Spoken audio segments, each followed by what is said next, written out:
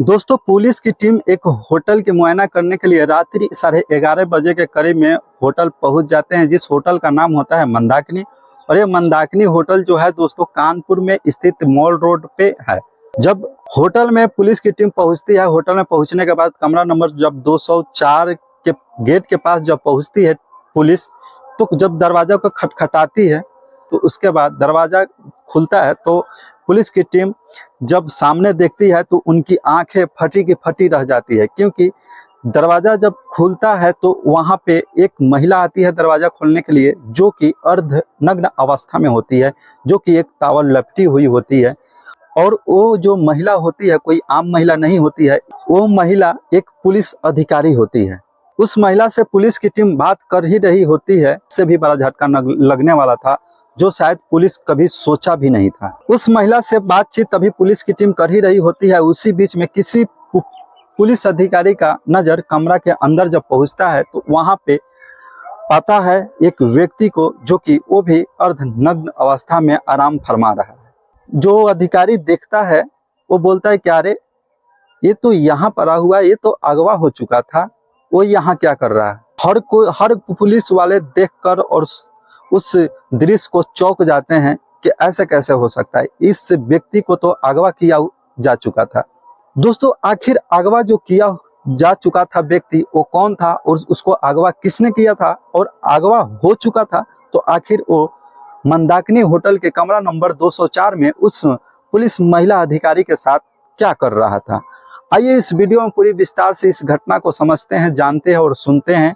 नमस्कार दोस्त, मैं उदय और आप सभी को स्वागत करता हूँ यूट्यूब फैमिली में। दोस्तों, अगर आप सभी को वीडियो थोड़ी भी अच्छी लगती हो तो वीडियो को लाइक करके चैनल को सब्सक्राइब कर लीजिएगा। इससे भी ज्यादा कहानी अच्छी लगती हो तो अपने दोस्तों में शेयर कर दीजिएगा, ताकि हमारा हौसला बढ़ता रहे। दोस्तों, ये घटना शुरू होती है भारत का ही एक राज्य है उत्तर प्रदेश। उत्तर प्रदेश में एक जिला लगता है उन्नाव। उन्नाव में एक जगह है बीघापुर और वहां के डीएसपी साहब पहुंचे हुए थे उस दिन एसपी कार्यालय छुट्टी के लिए, क्योंकि उनकी बेटी का शादी था तो उन्हें 3 दिनों की छुट्टी की आवश्यकता थी। तो अपना छुट्टी को पास कराने के लिए एसपी ऑफिस पहुंचे हुए थे। वहां पे एसपी साहब से 3 दिन की छुट्टी का मांग करते हैं और एसपी साहब इनको बतौर छुट्टी दे भी देते हैं, क्योंकि डीएसपी साहब की लड़की का शादी था। डीएसपी साहब छुट्टी लेने के बाद वो अपने घर के लिए रवाना होते हैं, जिनका नाम होता है कृपा शंकर सिंह। कृपा शंकर सिंह छुट्टी लेने के अगले दिन घर के लिए रवाना हो जाते हैं। उनको निकले हुए करीब 36 घंटा से 40 घंटा के करीब हो चुका था, अभी तक वो घर पे नहीं पहुंचे थे। उनकी पत्नी उनके पास जब कॉल करती है तो उनका फोन स्विच ऑफ आता है। बार बार वो कॉल करती है, उनका कॉल स्विच ऑफ आता है। उनकी पत्नी परेशान होने लगती है कि आखिर उनका फोन स्विच ऑफ क्यों आ रहा है। और उनको एक नंबर और मिला हुआ था सरकारी, जो कि वो भी नंबर बंद आ रहा था। उनकी पत्नी काफी परेशान होने लगती है। डीएसपी साहब जहां पे कार्यरत थे वहां पे जब कॉल करके उनकी पत्नी पता लगाती है कि डीएसपी साहब का कॉल नहीं लग रहा है, कॉल आखिर वो ठीक तो हैं, तो वहां से पता चलता है, उनको पत्नी को यह जानकारी मिलती है कि डीएसपी साहब तो कल ही यहाँ से निकल चुके हैं घर के लिए। उनकी पत्नी बोलती है कि घर आने के लिए तो उन्होंने कोई जानकारी ही नहीं दी थी कि मैं घर आ रहा हूँ। तो वहां से जानकारी मिलता है कि नहीं, वो घर निकल चुके हैं। अब उनकी पत्नी और परेशान होने लगती है और कॉल किए जा रही है, लेकिन उनका कॉल स्विच ऑफ आ रहा था। जाहिर सी बात है कि महिला के पति का नंबर अगर बंद है तो महिला जाहिर सी बात है कि परेशान होने लगती है। उस महिला के अंदर तरह तरह के बात बैठने लगता है कि आखिर कोई अनहोनी तो नहीं हो गया। फिर उनको किसी ने सलाह देता है कि इसकी कंप्लेन एसपी साहब के पास करो। फिर वो महिला जो डीएसपी साहब की पत्नी होती है वो एसपी साहब को कॉल करती हैं और बताती हैं कि साहब, जो पति हमारे हैं, जो डीएसपी हैं कृपा शंकर सिंह, वो तो घर पे नहीं आए हैं। उनको 36 घंटा हो गया निकले हुए, आखिर वो कहाँ चले गए। तो एसपी साहब तो समझ ही जाते हैं, क्योंकि एसपी साहब ही छुट्टी दिए थे 2 दिन पहले, तो उनको तो पता चल ही गया था कि ये यहाँ से छुट्टी लेके घर के लिए निकल गए। और जब उनकी पत्नी ये जानकारी देती है कि अभी तो वो घर पे नहीं पहुंचे हैं, तो एसपी साहब भी हिल जाते हैं।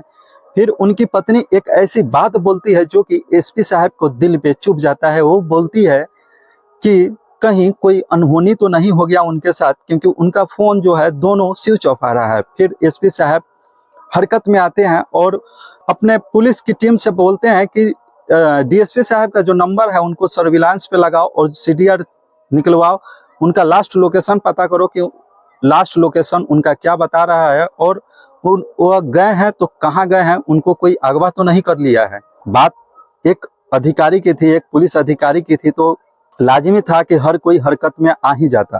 दोस्तों, पुलिस की टीम उनके नंबर को, जब सर्विलांस पे उनका नंबर लगता है और सीडीआर निकलवाया जाता है, उसके बाद जो रिपोर्ट आता है और चौंकाने वाला रिपोर्ट आता है, क्योंकि डीएसपी साहब का घर गोरखपुर होता है। गोरखपुर से करीब 3 से 350 किलोमीटर दूर कानपुर जगह है, वहां का उनका लोकेशन बताता है, तो हर कोई दंग रह जाता है। अब पुलिस की टीम उस रिपोर्ट के अनुसार पूरे जिले में एसपी साहब जो है पूरी फौज को फैला देते हैं, अपनी पुलिस की टीम को फैला देते हैं और बोल देते हैं कि जहां भी हो, जैसे भी हो, इनका पता लगा के निकाल के हमें रिपोर्ट दो। अब पुलिस की टीम लास्ट लोकेशन जो आता है वही आता है मंदाकिनी होटल, मॉल रोड। वहां पे पुलिस की टीम पहुंच जाती है। जब वहां पे पहुंचती है, रिसेप्शन पे बैठे व्यक्ति से पुलिस की टीम पूछताछ करती है, फोटो दिखाती है, तो जो वहां पे रिसेप्शन पे बैठा व्यक्ति होता है बोलता है कि हाँ, ये साहब तो कल से ही यहाँ पे ठहरे हुए हैं। पुलिस की टीम पूछती है कि कमरा नंबर बताओ, तो रिसेप्शन पे बैठा व्यक्ति बोलता है कि 204 नंबर कमरा में वो अभी रुके हुए हैं। पुलिस की टीम 204 नंबर कमरा पे पहुंचती है, वहां पे जाके दरवाजा खटखटाती है। जब दरवाजा खुलता है तो कुछ ऐसा दृश्य पाया जाता है कि पुलिस की टीम पूरी देखकर दंग रह जाती है। उनकी आंखें फटी की फटी रह जाती है, क्योंकि जो महिला निकलती है अर्धनग्न अवस्था में होती है, जो कि एक टॉवल लिपटी होती है, और वो महिला एक पुलिस अधिकारी भी होती है। और उसी में कृपाशंकर सिंह भी होते हैं, जो कि आराम फरमा रहे होते हैं। जब उनको देखता है उसी पुलिस की टीम में से, तो दंग रह जाता है कि अरे, इनका तो अगवा हो चुका था, इनको हम लोग हर जगह तलाश कर रहे हैं और ये यहाँ पे विराजमान है साहब। महिला पुलिस अधिकारी से जो अर्धनग्न अवस्था में पाई जाती है, उससे पुलिस की टीम अभी पूछताछ कर ही रही होती है। तब तक उनका आंख खुलता है और वो भी पहुंच जाते हैं और बोलते हैं कि तुम सब यहाँ क्या करने आए हो। पुलिस की टीम बोलती है कि साहब, आप यहाँ पे इस होटल में बैठे हुए हैं और उधर आपकी पत्नी पूरी परेशान है, इतनी परेशान है कि खबर आपके गुम होने की एसपी साहब तक पहुंच चुकी है कि आपका किसी ने अगवा कर लिया है, जिसके वजह से एसपी साहब आपका नंबर को सर्विलांस पे लगाए हैं, लगाकर आपका डिटेल्स निकलवा कर हम लोगों को यहाँ पे भेजे हुए हैं। जो महिला अधिकारी होती है वो भी उन्नाव जिले की ही एक थाने में वो दरोगा के पोस्ट पे कार्यरत होती है। अब कृपाशंकर सिंह थोड़ा सा सहम जाते हैं, क्योंकि वो डीएसपी साहब थे, तो उनसे ज़्यादा पुलिस की टीम बातचीत नहीं कर सकती थी। तो पता लगाती है, वो इतना ही बोलती है कि साहब, आप यहाँ पे आराम फरमा रहे हैं, हम लोग को जीना हराम कर दी है एसपी साहब, क्योंकि आपकी पत्नी का कॉल आ चुका है कि आपको किसी ने, आपके साथ शायद कहीं अनहोनी तो नहीं हो गया है, इस वजह से पूरी टीम परेशान है। कृपाशंकर साहब जो डीएसपी होते हैं वो बोलते हैं कि अब मैं सुरक्षित हूँ, अब देख तो लिए ना कि मैं सुरक्षित हूँ, अब आप लोग यहाँ से जाइए। पुलिस की टीम वहाँ से वापस आ जाती है रिसेप्शन पर। रिसेप्शन पे आने के बाद रिसेप्शन पे बैठा व्यक्ति से बोलती है कि सर, जो होटल में आए थे, एंट्री करने का हमें फोटो चाहिए, और एक रजिस्टर होता है रिसेप्शन पे जिसमें मेंशन करना होता है, जब रूम लेने के लिए कोई भी व्यक्ति जाता है तो उस रजिस्टर में जो उनका एंट्री सिग्नेचर होता है, वहाँ पे एक फोटो लगता है। उस फोटो खींचते हैं, पुलिस की टीम खींचता है, उसके बाद में फोटोज निकलवाता है होटल में एंट्री करने का। उसके बाद उस फोटो को एसपी साहब के व्हाट्सएप पे भेज दिया जाता है। जब एसपी साहब देखते हैं तो वो दंग रह जाते हैं, क्योंकि डीएसपी साहब बेटी की शादी करने के लिए साहब से छुट्टी लिए थे, और ये साहब तो बेटी की शादी न कराकर ये अपना हवस की भूख मिटा रहे हैं, किसी महिला दरोगा के साथ रंगरलिया मना रहे हैं। एसपी साहब पूरा हरकत में आते हैं।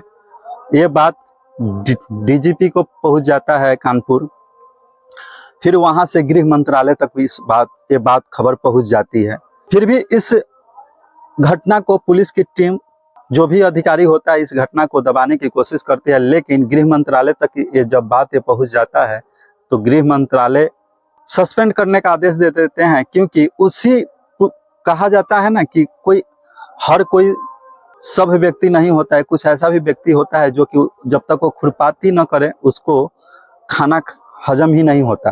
तो शायद उसी में से किसी व्यक्ति ने, उसी पुलिस की टीम में से कोई अधिकारी ने उस फोटोज को वायरल कर देता है, जो कि सोशल मीडिया पर देखते ही देखते वायरल हो जाता है, जिसके वजह से गृह मंत्री को इस बात को आदेश देना पड़ता है कि इन दोनों को सस्पेंड कर दिया जाए। इन दोनों को सस्पेंड कर दिया जाता है, उस महिला अधिकारी को भी सस्पेंड कर दिया जाता है और डीएसपी साहब को भी सस्पेंड कर दिया जाता है कुछ दिनों के लिए। और इस बात को दबाने की कोशिश की जाती है, लेकिन वो तो सोशल मीडिया का आज जमाना है कि ये बात किसी न किसी तरह से वायरल हो जाता है, हर कोई इस खबर को जान जाता है। यही बात अगर आम व्यक्ति के साथ हुआ होता तो शायद उसको इतना जलील किया जाता कि उसको इतना टॉर्चर किया जाता, उससे पैसा का डिमांड किया जाता, पैसा उसके पास नहीं होता तो उसके मम्मी पापा को बुलाया जाता, मम्मी पापा के सामने उसको जलील किया जाता, लेकिन और उससे भी नहीं होता तो उसको जेल में डाल दिया जाता है। लेकिन एक पुलिस अधिकारी को सिर्फ चंद महीनों के लिए सस्पेंड किया जाता है और फिर से उसको वापस बुला लिया जाता है। अभी फिलहाल दोनों पुलिस जो डीएसपी हैं वो भी ड्यूटी को ज्वाइन कर लिए हैं और जो महिला अधिकारी जो दरोगा होती है वो भी अपना ड्यूटी को ज्वाइन कर ली है। दोस्तों, इस कहानी को सुनाने का मकसद हमें किसी व्यक्ति को न दिल दुखाना न ठेस पहुंचाना, बस इस कहानी के माध्यम से आप सभी को सचेत सावधान सतर्क करना है। आप कहीं भी रहे, अपना और अपनों का हमेशा ख्याल रखें। मिलते हैं कोई अगली कहानी के साथ, तब तक के लिए जय हिंद। और दोस्तों, जाते जाते एक और बात बोलना चाहेंगे कि अगर आप लोग वीडियो में कहीं पे त्रुटि पाते हैं या कोई ऐसी चीज को पाते हैं जो कि हम शायद गलत बोल चुके हैं, वो आप लोग कमेंट में जरूर हमें सलाह दीजिएगा, उस बात को बताइएगा ताकि उस कमी को हम दूर कर सकें। तो मिलते हैं कोई अगली कहानी के साथ, तब तक के लिए जय हिंद।